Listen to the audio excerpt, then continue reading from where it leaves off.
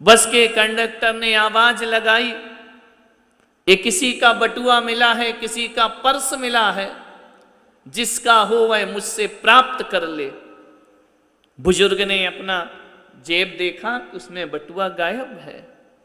उसने कहा कि कंडक्टर साहब, हो सकता है कि ये पर्स मेरा हो, मुझे वापस लौटा दो। बस में बैठे सारे यात्री तो मौन थे, उनका नहीं था। कंडक्टर ने कहा कि देखो तुम्हारा है। तो उस बुजुर्ग ने कहा मुझे दिखा दो, ये बटुआ मेरा है। तो उसने पूछा दिखा दूंगा, चिंता मत करो, लेकिन दादाजी जरा ये तो बताओ, ये बटुआ तुम्हारा है, इसकी प्रमाणिकता क्या है? ये बताओ कि इस बटुए के अंदर क्या रखा हुआ है, तो हम मानेंगे कि ये बटुआ तुम्हारा है, ये पर्स तुम्हारा है। वरना झूठ बोल करके किसी दूसरे की संपदा को हम अर्जित नहीं कर सकते हैं। बूढ़े की आंख में आंसू आ गए। उसने कहा कि देखो मेरे इस बटुए में, मेरे इस पर्स में भगवान महावीर की फोटो रखी हुई है। उसने कहा, कंडक्टर ने, भगवान महावीर की फोटो तो कोई भी रख सकता है, इससे कैसे साबित होगा? कई जैन बैठे होंगे, उनके पर्स में भी भगवान महावीर की फोटो होगी, कैसे साबित करोगे कि ये तुम्हारा ही है? अब साबित कैसे करे वह? उसने कहा उसे 500 का नोट है। बोले सबके में होता है, अब कैसे साबित करे कि ये पर्स मेरा है? उसके पास कोई चीज नहीं थी। उसने कहा कि कंडक्टर साहब, देना हो तो दो, नहीं देना तो कोई बात नहीं है। आदमी आखिरी में हार जाता है। कंडक्टर ने कहा लेकिन फिर भी कुछ तो बताओ। बोले देखो, ये पर्स मेरा आज का नहीं है, ये पर्स मेरी जवानी का है। जब मैं जवान था, जब मैं कभी कॉलेज में पढ़ता था, कभी मैं शिक्षा प्राप्त करता था, तब मेरे पिता ने मुझे ये पर्स दिया था। और जब उन्होंने ये पर्स दिया तो पर्स के साथ साथ मेरे पिता ने मुझे भगवान महावीर की तस्वीर दी थी।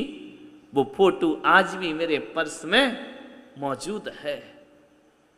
तुम्हें मालूम है, उस समय भी बिल्कुल नास्तिक था, भगवान को मानता नहीं था, लेकिन पिता की जोर जबरदस्ती थी, मुझे पर्स में भगवान का फोटो रखना पड़ा। लेकिन मैं अपने पिता को बहुत प्यार करता था, अपने माता पिता का बहुत सम्मान करता था। एक दिन मेरे मन में आया कि माता पिता भी तो भगवान ही हुआ करते हैं, वह भी तो ईश्वर के समान होते हैं।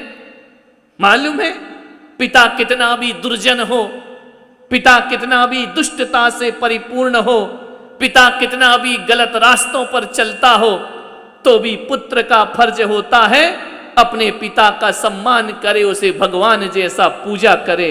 मालूम है क्यों? क्योंकि एक पिता ही दुनिया में ऐसा होता है जो हमें प्राण दिया करता है, हमें संसार में लेकर आया करता है। उसका सम्मान भगवान से, माता पिता का सम्मान भगवान से बढ़कर होना चाहिए।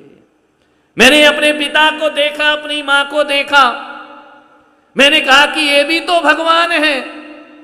तो मालूम है मैंने क्या किया? अपने भगवान महावीर की फोटो के ऊपर उस पर्स में माता पिता की तस्वीर लगा दी कि ये ही मेरे लिए भगवान है।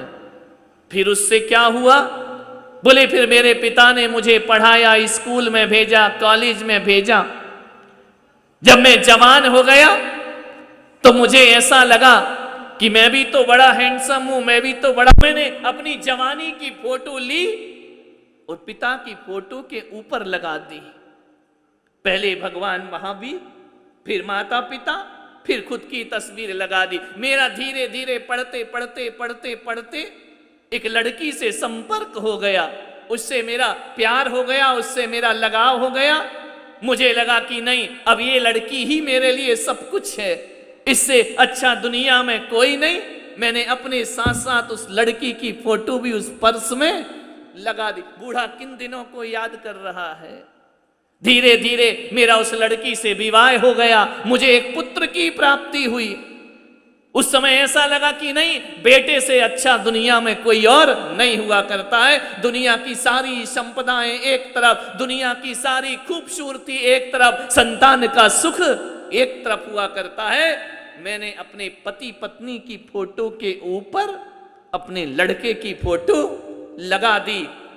फिर क्या हुआ, एक दिन ऐसा हुआ मेरे पिता की मृत्यु हो गई, कुछ दिन बाद मेरी मां की मृत्यु हो गई, और एक लंबी बीमारी से मेरी पत्नी का भी देहांत हो गया। बटुआ इतना भर गया तस्वीरों से कि अब उसमें जगह नहीं बची। अब कैसे फोटो पर फोटो लगाए। मैंने एक दिन सोचा तो अपने महावीर भगवान की फोटो निकाली और एक संदूक में रख दी। माता पिता की फोटो निकाली, संदूक में डाल दी। मैंने धीरे धीरे सब फोटोआं निकाल दी। बचा मेरे पास एक पुत्र, उसे मैं बहुत प्यार करता था। बड़े नाजों से मैंने पाला, बड़े प्रेम से उसे पाला, उसके सब नखरे उठाए, पढ़ लिख करके बड़ा हो गया, शादी कर ली। एक दिन उसने फ्लैट ले लिया और मुझसे अलग जाकर के रहने लगा। जब वह अलग जाकर रहने लगा, उस दिन मुझे जीवन में इतना दुख हुआ, इतना दुख हुआ कि शायद मेरे माता पिता की मृत्यु पर भी मुझे इतना दुख नहीं हुआ होगा। पत्नी की मृत्यु पर इतना दुख नहीं हुआ जितना बेटा छोड़ करके गया तब मुझे दुख हुआ। आज उस बेटे का भी बेटा है, साल में एक बार मेरे से बात करता है, साल में एक बार कभी कभार मिला करता है। आज मैं घर में अकेला रहता हूं, मेरे पास कुछ नहीं है, थोड़ा बहुत मेरी सर्विस थी, उसकी पेंशन आती है, मेरा जीवन कटता है। लेकिन घर की चार दीवार में मैं बिल्कुल एकाकी जीवन जीता हूं, अकेला जीवन जीता हूं। कंडक्टर की आंख भर रही थी सुन सुन करके। उसने कहा कि मैंने एक दिन सोचा और एक दिन वह पुरानी संदूक खोल दी, पुरानी पेटी खोल दी, वहां मुझे कोई नजर नहीं आया, मुझे वहां भगवान महावीर की निकाली हुई तस्वीर नजर आती है। और जब मैंने देखा कि यह तस्वीर और इस जवानी के, इस जिंदगी के, बुढ़ापे के इस दौर में कितने रिश्तों को जीते मरते मैंने देखा है, कितने रिश्तों को बनते बिगड़ते मैंने देखा है, कितने व्यवहार को अच्छा बुरा होते मैंने देखा है, कितने अपनों को दूर होते देखा है और परायों को अपना बनते हुए देखा। ये जवानी के दौर में बुढ़ापे तक के इस पायदान में मैंने सब कुछ देख लिया। लेकिन जैसे ही भगवान महावीर पर दृष्टि डाल दी तो मैंने देखा पिता चले गए दुनिया से, माता चली गई दुनिया से, पत्नी चली गई दुनिया से, पुत्र होकर भी ना होने के समान है। उस दिन मुझे लगा कि घटती बढ़ती उठती चलती फिरती तरंगों में, इस समुद्र की उतार चढ़ाव भरी लहरों में, इस जीवन के इस अपने मिलने और बिछड़ने के दौर पर सब मिले और बिछड़ गए। केवल एक ही चीज मेरे साथ पहले भी थी, वो आज भी है, मेरे भगवान महावीर की तस्वीर, उसमें कोई परिवर्तन नहीं आया। ईश्वर ने मेरा साथ नहीं छोड़ा। जैसा शुरुआत में मैंने ईश्वर का दामन बिना इच्छा के थामा था पिता की आज्ञा से, आज मुझे लगा कि मेरे पिता मरने के बाद भी मुझे धन दौलत दे गए या ना दे गए, भगवान महावीर के नाम की दौलत मुझे दे करके गए हैं। और आज मुझे लगता है कि जीवन में कोई सच्चा और अच्छा साथी कोई है तो मेरा परमात्मा मेरा साथी है, मेरा भगवान मेरा साथी है। अब मैं यही सोचता हूं कि अब जो शेष सांसें बची हैं वो ना बेटे के लिए, ना माँ बाप के लिए, ना बच्चों के लिए, मेरी जितनी भी सांसें बची हैं वो मेरे परमात्मा के लिए होना चाहिए, मेरे धर्म के लिए होना चाहिए, मेरे भगवान के लिए होना चाहिए। इसलिए कंडक्टर साहब, मैं आपसे निवेदन करता हूं कि उसमें रखा हुआ 500 का नोट नहीं देना तो आप मत दो, अपने पास रख लो। यदि आपको मेरा पर्स नहीं लौटाना है तो मत लौटाओ। लेकिन एक निवेदन करूंगा, मेरे बचपन में जो महावीर की फोटो मिली थी वो फोटो मुझे वापस कर दो, वही मेरी दुनिया की सबसे बड़ी दौलत है।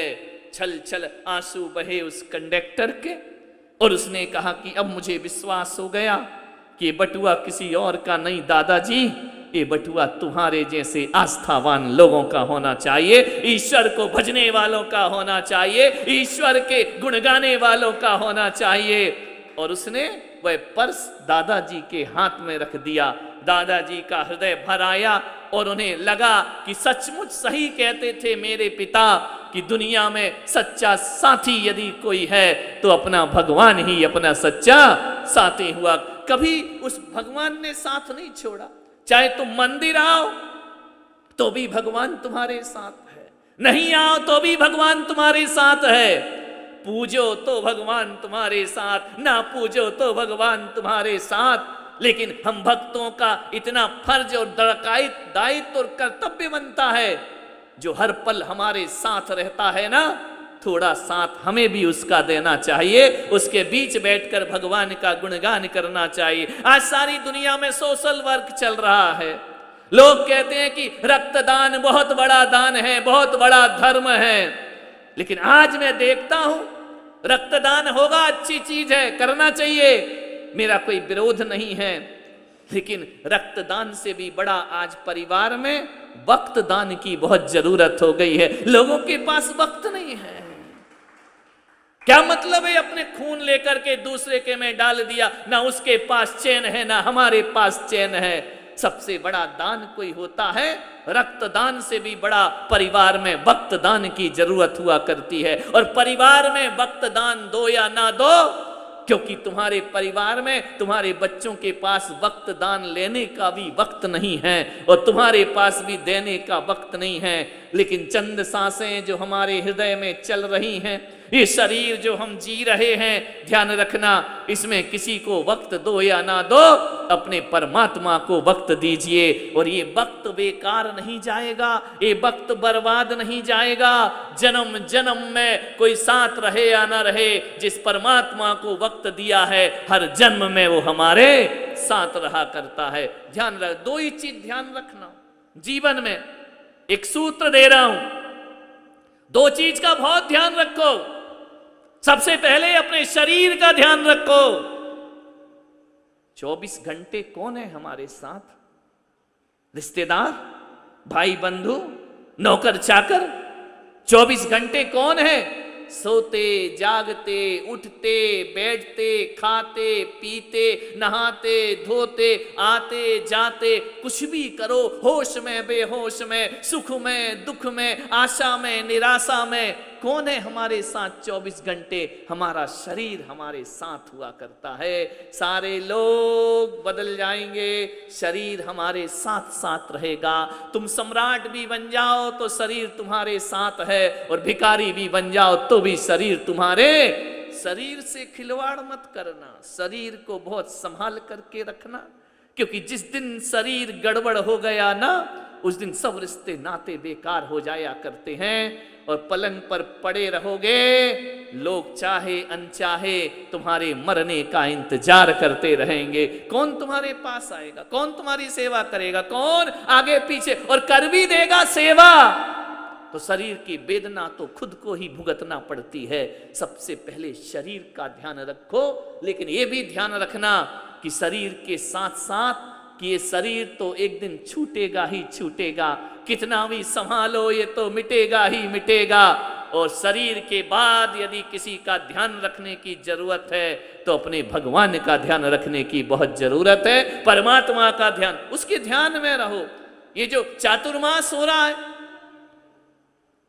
पहली बार चातुर्मास में इतने विधान हो रहे हों, 120 विधान है, ध्यान रखें। प्रतिदिन विधान होता है, शुभोपयोग में लीन होते हैं हम, धर्म ध्यान में लीन होते हैं हम, सामूहिक विधान कराते, हजारों लोग आ जाते, लेकिन कोरोना के कारण हमें हजारों की भीड़ एकत्रित नहीं करना है। हमें उसकी मनुष्य की जिंदगी का भी ख्याल रखना है, सांसों का भी ख्याल रखना। इसलिए हमने विचार किया प्रतिदिन यहाँ भगवान की आराधना होगी, पूजा होगी, एक एक परिवार आकर के पूजा करेगा। आज आप सिलवासा के लोग, मुंबई के लोग आकर के पूजा कर रहे हैं, भगवान की आराधना कर रहे हैं। विचार करिए, आप सोचना है आपको, प्रतिदिन नए नए लोग आएंगे भगवान की पूजा भक्ति करेंगे। 120 विधानों का यहाँ पर आयोजन हो रहा है। आप सबके माध्यम से आप पुण्य कमाए नहीं कमाए वो आप जाने, लेकिन आप सब भक्तों के माध्यम से हमको शुभोपयोग का अवसर प्राप्त हो रहा। वरना पूरे दिन कौन विधान है, मैं पूरा दिन ध्यान रखना सुबह से शाम तुम्हारे साथ हूँ, तुम्हारे साथ नहीं हूँ। तुम खुश हो कि महाराज ने बहुत टाइम दिया, महाराज बहुत हमारे साथ रहे, लेकिन हकीकत में व्यवहार से हम तुम्हारे साथ हैं और निश्चय में तो हम अपने परमात्मा के साथ हैं, अपने भगवान के साथ है। यहाँ वहाँ की बातों में समय गुजारने से अच्छा है भगवान की भक्ति में अपना जीवन गुजरे। तो आइए यहाँ पर अपन श्रेयांसनाथ भगवान की आराधना करने का सौभाग्य अर्जित कर रहे हैं।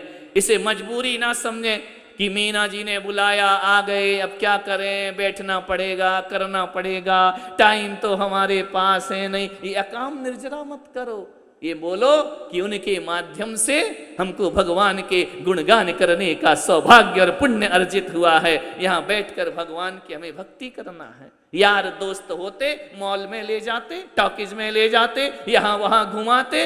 ये शुभमति है सबकी कि सबको यहाँ बैठकर भगवान की वंदना का अवसर हमको प्राप्त हो रहा। इसको खोए नहीं, पूरी आत्मीयता से डूब कर लीन होकर भगवान की भक्ति करो। कलयुग केवल नाम सहारा,